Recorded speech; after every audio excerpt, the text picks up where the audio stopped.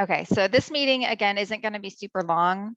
Mastering the first 30 seconds of a sales call doesn't take a long time. There's really just a few key things that I think you probably already know to do, but what happens with a lot of salespeople is they just get fatigued.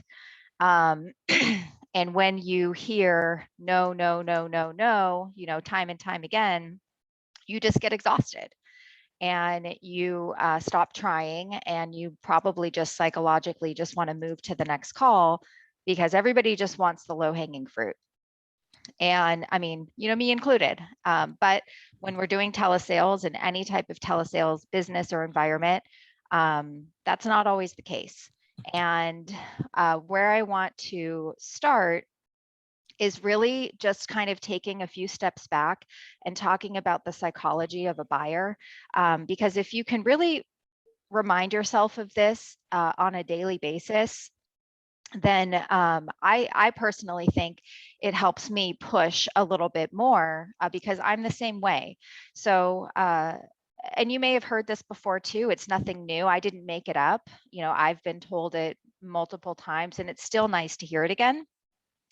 So the psychology of a buyer, because there's so much noise, in our world, and we're getting just mass information from every different direction, we've been trained to stay on our path and keep moving forward and limit as many distractions as we can get along the way to get whatever we're doing done. And if it's just noise and if it's not something we want to deal with, we just move on. So a perfect example would be my favorite example is when you're at the mall and you're just walking in the open part of the mall, and you have those little kiosks, or you have the women standing outside of the makeup stores, and they're trying to hand you samples, which men, you may not know that happens, but it does, or people at the kiosks that try to stop you when you're walking. So this isn't something that you had intended to stop and look at. They're literally trying to interrupt and intercept you, and your immediate reaction is what? No. No, thank you. No, thank you. I'm not interested. And you want to keep walking because you want to stay on your path. You don't want to get stopped and derailed. You don't even know what it is really. You don't even know what you're not interested in, right? You just know, I don't want to be stopped, right? So that example is the same for people that get sales calls all day. And that's just the first mental block that you have to realize is happening. The second mental block is you walk into a store in which you intend to buy something, or you intend to browse, or you intend to, whatever the case may be, you have intent to buy. And the classic example, the salesperson comes up to you and says, is there something I can help you with today? What do you say? No, just looking. No, thank you. Right. No, it's no. And why do we say no? Because we don't want to be interrupted. We don't want to be sold. We just, we want to look around and make our own decisions. But a good salesperson will start seeing you, browse through things and, take things off the rack, maybe hold them. They come back, ask you if you want a fitting room or whatever the case may be.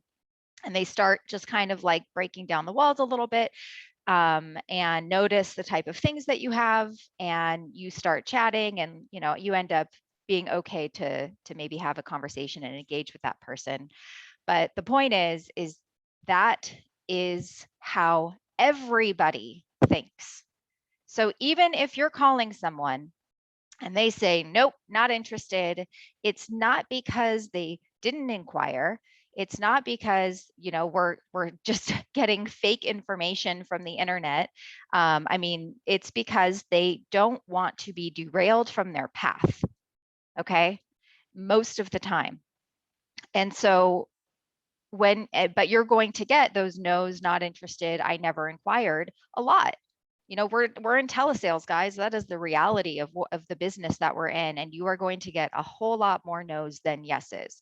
So if you can master the first 30 seconds of your call, it won't work every time, but I can guarantee if you never try it, it's never going to work, right? You'll never overcome those objections, and you'll never get to the place where you'll say, wow, I actually sold a couple extra policies this week because I pushed a little bit further and it worked. So you can't make the mistake of trying something new a couple of times, it not working, and think it doesn't work, right? That's the other mistake that a lot of salespeople make is, well, I tried that and it didn't work. So my recommendation is, if you don't already have something that you're really comfortable and confident with, that I'm going to share with you a few things that I do off script that I have found work for me and are successful. Now I wrote down 6 most common objections that we get. And I just want to let you know, if I just want you to tell me if I'm missing any. So I just want the price. That's if somebody, has their wall up and they don't really want to engage in talking to you. I really don't have time. I'm not interested. I already purchased, I'm at work. I was just curious, but I really didn't want any calls. What else are we getting? I don't feel good.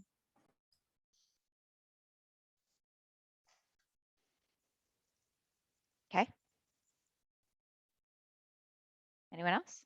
I'm on my way to an appointment. I can't talk right now. Okay, on my way out. Oh, I have a good one. Oh, sorry. Here's one, Dana. Yeah, go ahead. I didn't ask for this information. Yeah, that's fine. Didn't inquire. Yeah. Didn't inquire. Or how many times do you call people and they're all in a meeting? Yeah. Magically, Yeah. Pick up magically, the phone to tell everybody you has that all these meetings. yeah, they pick up the phone in their Amazing. meeting to tell you that they're in the meeting and they can't talk. So that makes so much sense. Right. Yeah. So the point is, all the objections for the most part, they're the same. It's just a different excuse. It's whatever excuse they're programmed to say if they don't want to talk to you. So first thing we're going to break down is just the opening sentence, and then we'll take it from there. So in the opening sentence, I'm not necessarily saying that people are saying this, but I have heard it a few times. So if it is true for you, I want to make sure that you stop immediately. And the first one would be, hi, is Dustin there? Or hi, I'm looking for Dustin. Because that obviously is a green light to say, oh, I'm sorry, you have the wrong number, or Dustin's not here right now, or right? So you don't want to give them the opportunity to respond in a way where you won't get to the next step. You always just want to, if the gender that is picking up the phone is the same gender as the name, and most of the time you can tell, it's, hey, Dustin, right? It's or hi, Dustin, right? It's just, you want to make it sound like, do I know this person? This person might sound familiar. So that would just be the first thing. That's pretty simple. But if anybody is asking, that's a really, really easy thing to, stop right there. Next thing is, hey, Dustin, this is Dana. And I don't want anybody to say from Tailored Legacy, from Lincoln Heritage. A lot of people say that, and it's not in the script. And the reason it's not in the script is because it doesn't matter. At this point, it's not about us. It's about the person that we are calling. So, hey, Dustin, this is Dana. And that's that right there, that little intro is enough to get someone a little bit curious about who I am, why I'm calling, and do I know this person? Once you say you're from a company, then your chances of continuing that call go down. Does that make sense to everybody? Yes. Yes. Yes, it does. Okay. Hey, So so no, Dana, I have a question. yes. So then when they ask, when I say, hey, this is, Brandy, look for whoever, but when they say, who are you calling with? What company is this? Do we say Lincoln Heritage or do we say Tailored Legacy? You don't say either at this point. So I'm going to continue breaking down the intro sentence. So take notes if you need to, and then we'll go back to that question after the intro. So, hey, Dustin, this is Dana. And the reason you're getting that question, Brandy, by the way, is because you're pausing. You don't want to pause. Pausing is suicide. So you never want to pause until you're ready for that pause or you've ended your sentence with a question. So, hey, Dustin, it's Dana. I was calling about your request for information on our life insurance program for seniors, and I'm showing your date of birth as January 1st, 1950. Is that correct? And so no pause until the end of that. Now you're going to get all of your 500 million objections, unless they're okay to engage with you, which, that's not incredibly common. But you don't want to allow for any pauses. Another mistake is, let's say you do the first 5 seconds, right? So, hey, Dustin, this is Dana. Or, hey, Dustin, this is Dana from Tailored Legacy. How are you? No how are yous. You don't really mean it. They know you don't mean it. It's not genuine. Nobody cares how either of you are doing at this point. So if how are you is in your intro, that has to go too. No how are yous. It's not genuine at this point. So, and it also leaves room for pausing. It's awkward. Why do you want to know how I'm doing? I don't even know who you are. So I had one guy that said I was rude because I didn't ask. It's okay. That's an anomaly. It's 1 in a million. Don't worry about that. Don't stress about that. I have a quick question. Sure. So I've had a few instances where the date of birth is actually not there. So what do you suggest we do to keep that fluid even when we don't actually have that information? So if it's a Lincoln Heritage lead and it'll tell you that on the lead form itself, they won't have date of birth, but they'll have age. It'll say the age. I'm showing your age listed as 75. Is that correct? Okay. Yeah. So same thing, but just list the age. All right. So now we're going to insert objection. And the great news is it doesn't matter what objection they give you. It doesn't matter if it's, I just want the price, I was just looking for a price. I don't have time right now. I didn't request this information. I'm not interested. I already purchased, I was just curious, but I didn't want to call. I don't really feel good right now. I'm on my way out to an appointment. I didn't inquire. I'm in a meeting. Whatever, I don't care what it is. Your response is going to be the same every single time. And the response is, oh, I understand. It's agreeable. It's perfect. No problem. So it's agreeable. It is, and you don't pause or hesitate, right? Oh, no problem. I understand. I just have a quick question. Or, oh, okay, no problem. I understand. I just need to verify the information you sent over. I'm not selling anything right now. And I'm not pausing to the customer. I'm pausing to you right now to give you time to kind of internalize what I'm saying. So, oh, okay, I understand. No problem. I just have a quick question and we'll come up with some questions for this call. Or, okay, no problem. I understand. I just need to verify the information that was sent over and I'm not selling anything right now. I'm showing that your address is 123 Main Street. And let me see, and your last name is Jones. Perfect. And are you, just out of curiosity, are you not interested because you think you think it might be too expensive or that you might not be able to qualify? And that one typically works for me if it's a false objection pretty often. At least the whole point of this is just trying to continue the momentum of the conversation and trying to get them to engage. This isn't a magic pill for it to work every single time. I would say that for me, it probably works 15 to 20% of the time, but that's a huge number in the grand scheme of things. You know, because if somebody really wasn't interested or they really didn't want to talk to you, they would say not interested, click. But have you ever noticed that someone would say, I'm not interested, or I'm in a meeting, or I didn't inquire, and then they pause? They pause and they're still there. Why? If they really weren't interested, I'm not interested, bye. But they say whatever they say, and then they pause. They're giving you a chance to respond. Yeah, they're curious. So you have to take that opportunity and respond the best way you can, not say, okay, thanks, bye. Well, that's also suicide.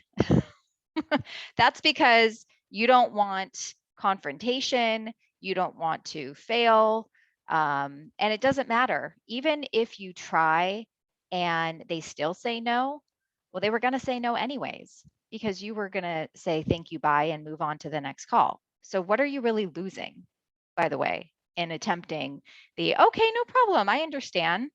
I just have a quick question for you. I'm not here to sell you anything right now. And when you say I'm not here to sell you anything right now, it's because I'm not selling you anything right now, but I might sell you in 10 minutes.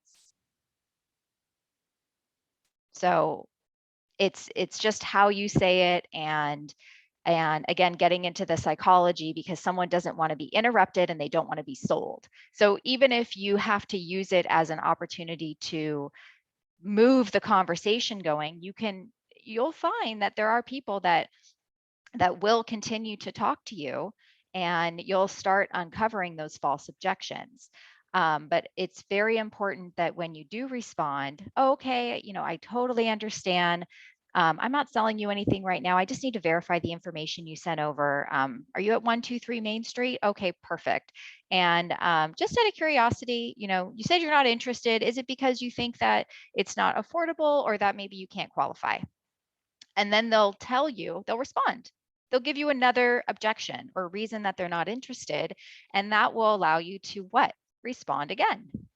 So that, and once you get to that point, it's, you know, right into your sales presentation or trying to overcome another objection.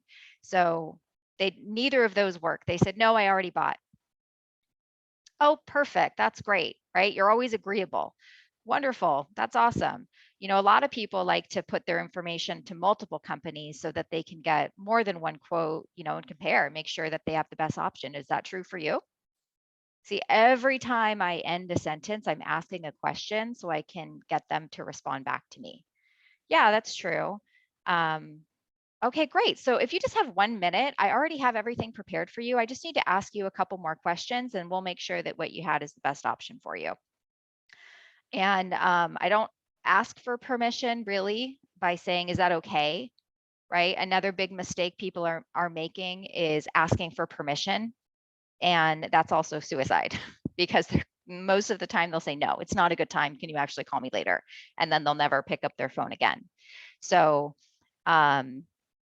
okay, perfect. So that's great. You know, a lot of times when people inquire online, they like to get more than one quote, make sure they have the best program for themselves. You know, is that true for you? Okay, awesome. If you just have 1 minute, I just have a couple questions that I want to ask, and I'll send you on your way. So, you know, what expenses were you looking to cover in the event you pass away with the policy? And you just keep trying to move it forward as much as you can until it works. So anybody want to be brave enough to be the salesperson and role play with me on it? I'll give it a try. All right, Jesse. So go ahead and you call, and I'm the customer. Hello, Dana. Yeah, it's Dana. Hi, Dana. This is Jesse. I was calling regarding your request for information on our life insurance program for seniors. I'm showing your date of birth here is February 19th, 1952. Is that correct? That is correct, but I don't think I inquired to get any information. Okay, that's great. I just need to verify. that's a good one, and yeah, you got Okay, me. that's Okay, okay. no, It's just, oh, perfect. I I wanted it understand. I right, just and need to I want it verify to the be information that received. relevant enough, but It doesn't have know- to be. It can be the same every time. Oh, perfect. I understand. I okay, just need to verify this information and I'll send you on your way. Or, just something real short and verify information, ask another question. So the question could be, verifying that information, asking the question, and then saying, oh, so, you didn't inquire, were you just trying to get information online maybe? Or that would make it more relevant. But really, they're just saying, I'm not interested. So you could still say the same thing, oh, are you not interested because maybe you saw some rates online, you think you can't afford it? Or is it because you think maybe you can't qualify? Whatever it is. But anyway, let's try again. okay. Hello, Dana. Yeah, it's Dana.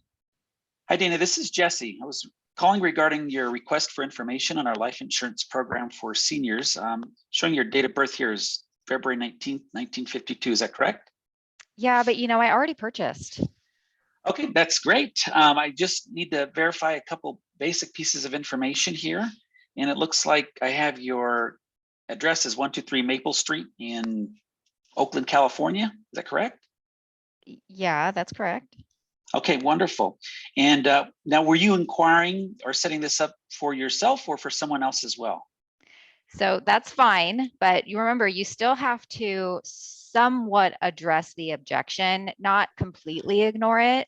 So that one would probably be, okay, so, I hear you already purchased. A lot of people, surf the internet trying to get more than one quote, to compare and make sure they chose the right one. Is that true for you? Right? Yes. Okay, great. So if you just have a minute, I'm just going to ask you a couple of questions and we'll make sure that was in fact the case. What expenses were you looking to cover in the event you pass away? Does that make sense? Mm-hmm. Okay. Who else wants to try?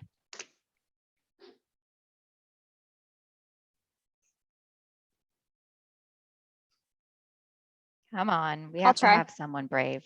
All right, Kirby. You can go hear ahead. me. Yeah, I can hear you. Good. So you're calling me. Uh-oh. All right, if you're talking, we can't hear you. Oh, can you hear me now? Yeah. Okay. Hi, Dana. Yeah, it's Dana. Hi, this is Kirby, and I was just calling about some information requested online about a life insurance policy. Were you looking for something for yourself or someone else as well? I'm actually walking into a meeting right now, Kirby. Can you just call me back later? Oh, I totally understand. I know things are really hectic. I'm just here to verify some information. And I just see that your address is 123 Main Street. Is that correct? Yeah, that's correct. Awesome. And I see you just had a birthday a couple weeks ago. What did you do to celebrate? Kirby, I really don't have the time to talk about this right now. Are you able to just call me back later? Yeah, I absolutely can call you back at a better time. But again, it just takes a couple minutes to verify your information. And, something probably had you inquire online about insurance. Do you remember what that was? No, not really. Okay, well, most people who inquire are just looking to make sure their loved ones are taken care of when they pass away. Is that something that's important to you? Yeah. Okay, let's pause. So, I probably in that example wouldn't have asked what they did to celebrate that soon because you haven't really gotten permission to engage yet. And it's a little awkward. If someone really asked me that and I was like, look, I don't want to talk to you right now, and you asked me what I did to celebrate my birthday, I would feel even more awkward. I would actually pull back even more, which is why I think it would be more useful to save that until you have permission to engage. So in that case, it would be, oh, perfect. I understand. I just have a quick question for you, and I'm not here to sell you anything right now. I'm showing that your address is 123, Main Street. Is that right? Okay, great. And did you inquire about this just for yourself, or was it for anyone else as well? For myself. Okay, perfect. And then you keep going on and asking, the questions, verifying birthday. And then once they talk to you for a minute or two, then I would bring up the birthday thing because you've had unspoken permission to engage. Does that make sense? Yep. Yeah.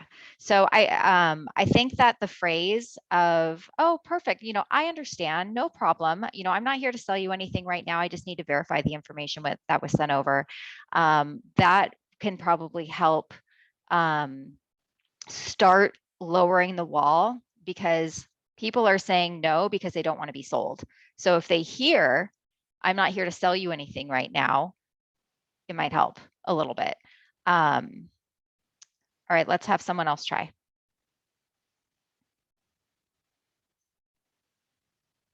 I will, Dana. Okay, Barbara, go ahead. Okay. Ring, ring. Hello.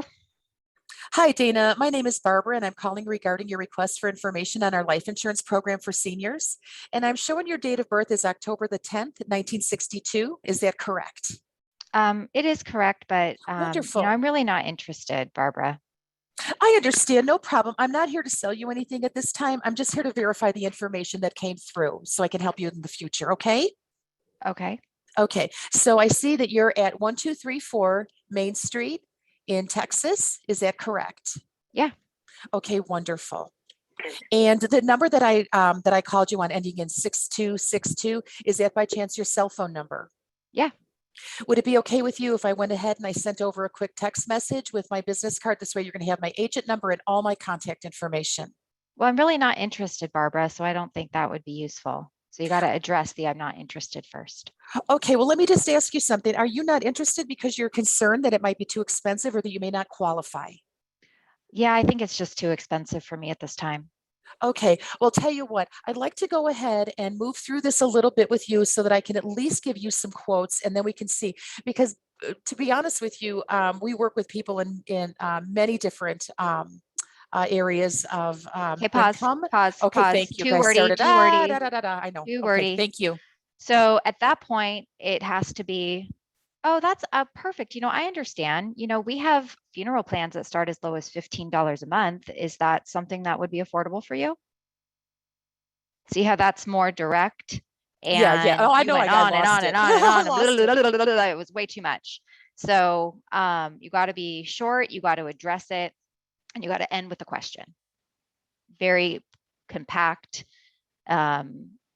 responses in order to continue to get more permission to engage. You just sounded like a salesperson. Let me give you some quotes, right? That's not what you want to say when people are trying to push you away. They don't want quotes.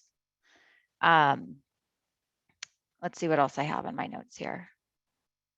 One thing that is kind of old school that I think still holds true today is being able to immediately mirror and match the tone, pace, and volume of the person on the phone as much as possible so it feels familiar to them.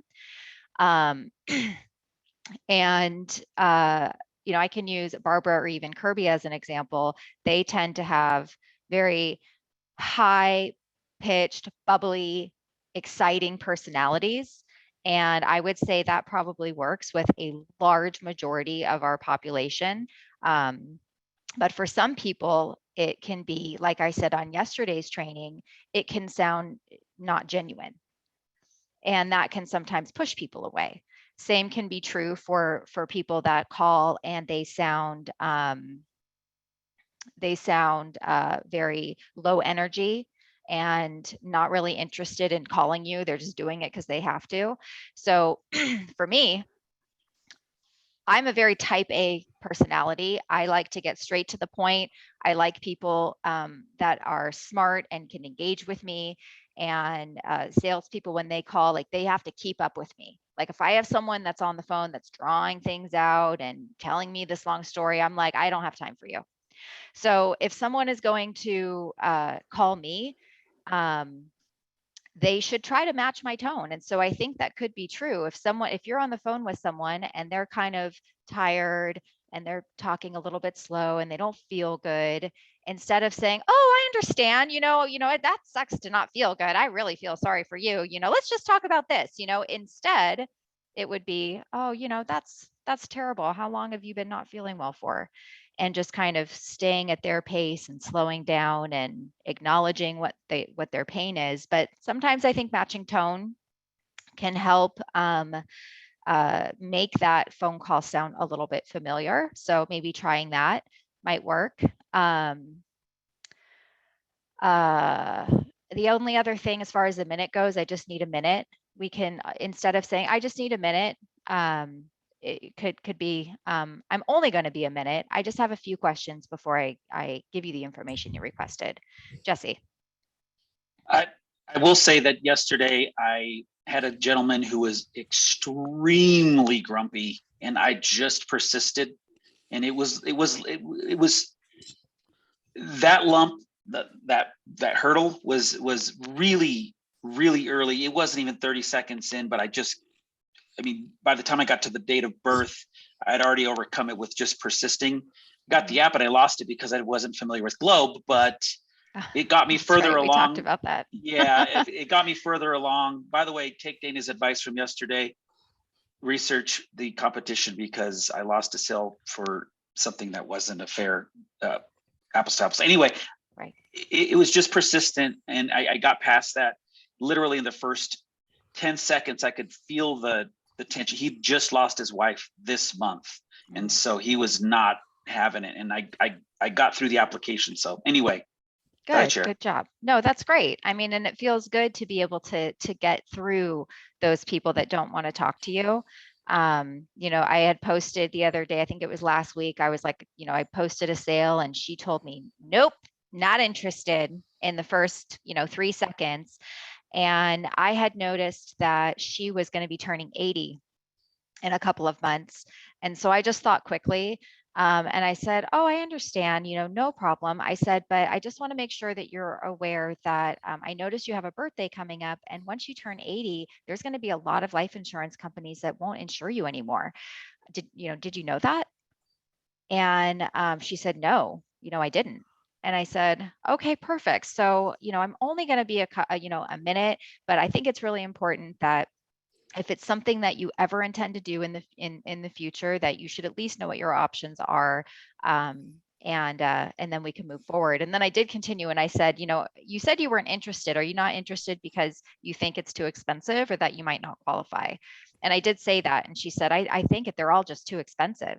And then I said, we do have funeral plans that start as low as $15 a month. Is that seem like that would fit within a comfortable budget for you? Well, how much coverage would that give me? Perfect. Now I have permission to engage. Then I now have control. I take a step back and I say, I said, we are going to figure that out. I just have a few questions I need to ask you so I can get a really good idea of what you're looking for, and we'll go from there. Sound good? So it's really not difficult. It doesn't matter the objection that you get in the first 30 seconds. It's okay, I understand. I'm not here to sell you anything right now. I just need to verify some information. I'm showing your address is 123 Main Street, and just continue to go and see where it gets you, because I think most of us are saying, okay, sorry, bye, right? Does anybody else want to try? I just want to comment. Yesterday, after the tsunami of voicemails that I got, I finally got one, and he called me a bitch. And I was not going to engage. I was like, oh, well, look, Gina, I'm not suggesting that you engage with somebody that's going to be vulgar on the phone, right? No, I know. I just, and it sounded like he was, one, hard of hearing, and two, he just was not, he was just not. So I was just like, okay, well, I'll just let him go on his merry way. And then the next call I got was some woman who was like, why are you calling me? If I wanted to talk to you, I would have called you. And I didn't know if it was a voicemail or not, because I've had voicemails where they like trick you into saying hello and stuff like that. But And I was like, are you serious right now? And she was like, I am very serious. So I was like, Oh, yeah. See, I would still try to engage with that person. Honestly, I would. She just has a bigger wall than most people, and she's just tired of people calling trying to sell her stuff. That's how I hear. That's what I heard when you Okay. said that. And so I'm even more empathetic okay. to those people. Then I never get defensive. I never take it personal. I just become more empathetic to them. Okay. Well, I need some cup of courage that you have, because I was about to reach through the phone. I'm like, No, "What, you guys?" can't do that, because guess what that does to your head mentally? Yeah, You I take know. that to your next call. I So know. you have to get into whatever mental place you have to get into and say, this person is really sad, right? And they probably only get calls from salespeople. I bet their family doesn't even call them, right? And so all they're doing is lashing out to every single person that calls them. It has nothing to do with you. Yeah, I agree. Okay. All right. I'll try. Right. So I have put together some of the wording that I have shared with you guys in an email. So that way you can print it, you can write it down and save it. If you want to use it, I will send it out to you guys after this call. So you have it in front of you to look at. Does anybody else have any questions? I do. I had my hand raised there. Oh, sorry. I saw a clap. I didn't see a Oh, hand. yeah. Otherwise, I would have said your name. I Sorry. apologize. Just have two things. Number one, want to make sure it's okay. I found that it works best for me if I don't send my business card right away. In the script, it's upfront and it's early. I like to wait until I have the client engaging with me on the phone. Then, oh, by the way, does this phone happen to be a cell phone? And then I go from there. If I don't engage, if I don't have them engaging with me, I see no point of sending them my card. So that's one thing. I want to see how you felt about that. Yeah, no, I agree with you. And so that's why when I was role playing with Barbara, I stopped her when she was trying to send me the business card because she hadn't addressed my objection yet. Okay. Right. And I didn't give her permission to engage. Okay. So you're right. I wouldn't do it either because that's awkward. So I would wait until I verified the information. The reason that it's in there in the beginning part of the script, Gary, is because we're trying to establish credibility as early on as possible. Right. You don't want to be in a position where you get too far into it and then they start questioning who you are or where you're calling from. So yeah, as long as it's not like at the end or as long as it's early enough in it to make sure that you know that knowing who I am is important to that person and to be proactive and send it once you have that permission to continue. Right. Hey, Gina. Yeah. Sure. Okay. Sorry, Kirby, let's let Gary had two questions. Yep, of course. Go ahead. Sorry. Question. Go ahead, Gary. The second thing was just a touch back with you and to see if you're busy after this meeting or not, if you have to meet with anyone. No, I'm meeting with you. Okay. All right. Thanks. You got it. Go ahead, Kirby. Sorry, I just wanted to share that I don't even remember what this guy's objections were, but I had a lead from like 6 months ago. And I think we had a little bit of a chat, but he had just objection, but we established a good rapport and ultimately he didn't buy, but I did send him his business card. And then he reached out to me last week. He was one of my sales and he and his wife both bought because his wife was like, you know what, we need to get funeral plans. And so I think that sometimes chalking an objection up to a no and just like cutting bait. I mean, there are those times like poor Barbara when someone is name calling or whatever, but I think there are times if there's rapport to send the card and, and just plant the seed and be like, okay, well, I'm here for when you're ready. And I just wanted to get your take on that because I don't have a problem with that. Yeah, okay, cool. No, I don't have a problem with that.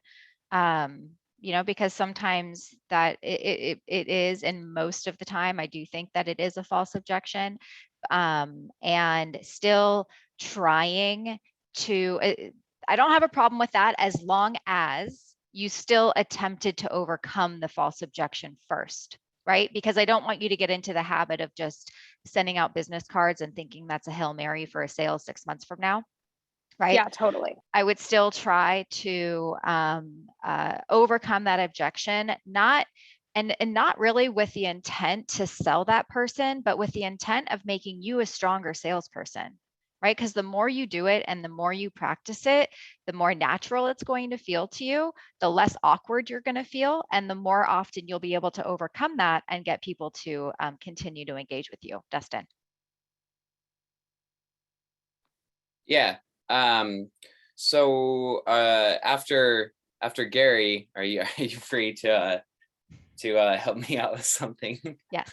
Okay, cool. Awesome. No worries. Yeah, I just have a quick question for you, Donnie. Sure, go ahead.